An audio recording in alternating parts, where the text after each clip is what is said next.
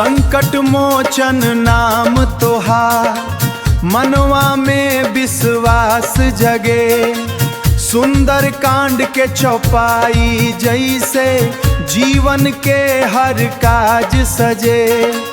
हे अंजनी पुत्र पावन सूत सुन हमार पुकार।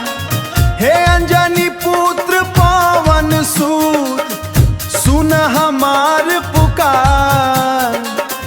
कल युग के ई घोर अजोरिया तू ही बाढ़ उजिया। जय हनुमान ज्ञान गुण सागर जय कपीस तिहु लोक उजागर। राम काज लगी तब अवतारा वीर बजरंगी महाबलशाली। तोहरे के करी रखवाली हे महामारी।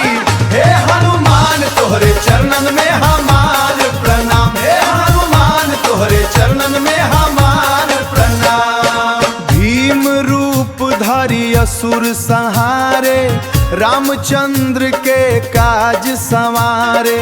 सागर लांघी गईला पल में लंका जार धैला थल में।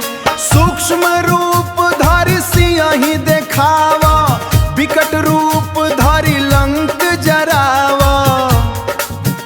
हनुमान चालीसा के ई शक्ति मन में भरटल भगति। जय हनुमान ज्ञान गुण सागर